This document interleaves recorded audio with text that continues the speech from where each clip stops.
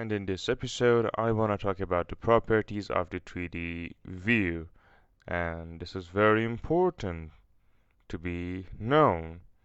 As you can see, we got some properties just like the plan views in elevations, in sections, you know, that will cover all of them. But firstly, let us get into the 3D view.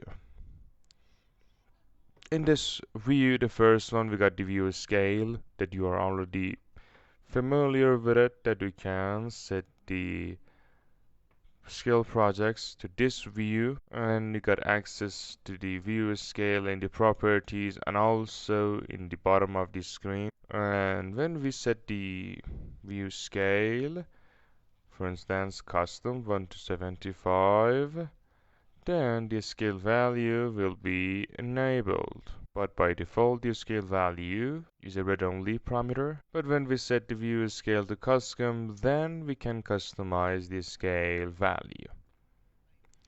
As you can see, then we can import whatever we want, 1 to 250. Look. But note that when we change the scale in the 3D views, we can see the line weights or the dimensions. But if I set it to 100, it will be set to view scale and the scale value will be disabled.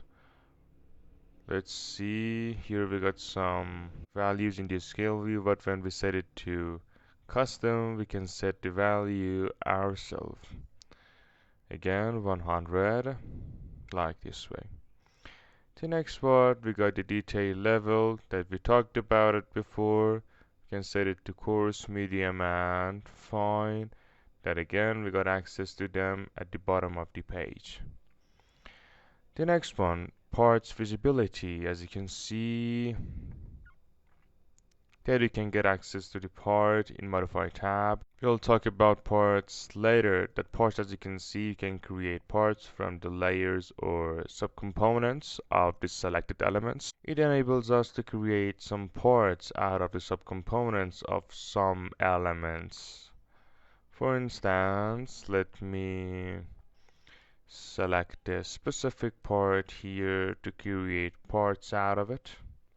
For instance, selecting the window or the wall, then I put it into a section box and I duplicate this view, duplicate with detailing, then I rename this view, I set it to 3D parts, for instance. By this way, I have enabled the section box for simplifying the view. I'm in the process of modeling. Then I select the floor or the walls. We need an element that contains subcomponents or sublayers. Then if I click on create part, watch this, it will be converted to parts, and then we'll get access to the components, the subcomponents, and the sublayers. You can select them independently in order to show the edges. I adjust them from the display option 1 to 10, and then I can select the part, and then I can show the shape handles, look, and then I can move the subcomponents by this way in order to show the layers and the below layers. As you can see, cancel, well done, like this way. And I will talk about the other details of the part, but I just wanted to make you an example. All in all, you can show and present the sublayers and the subcomponents of a selected element. And if I get back to the part visibility, if I click on show parts, the part will be visible. And if I set it to show origin, the part won't be visible. But if I set it to both, we have the origin element and also the parts, both. As you can see, Let me set it to show parts, then I can select the parts and then I delete them. And note that when we delete the part, it has no effect on the origin element. Then I open a new family template file or project. Then wall up to level 2 to draw the wall here by this way. Then I add a door. Afterwards, in the 3D view, I select this. I type VH to hide it. Look. Then I create part out of it. As you can see, the subcomponents are separated. I can click on show shape handles. And then I move the bricks or adjust the another aspect like this way. We can create and show the 3D details of the elements and show the subcomponents in the sublayers using create part. And if I set it to show a region, then we'll have the region element. But if I set it to show parts, we'll have this. And if we set it to both, we'll have both origin and the parts, as you can see.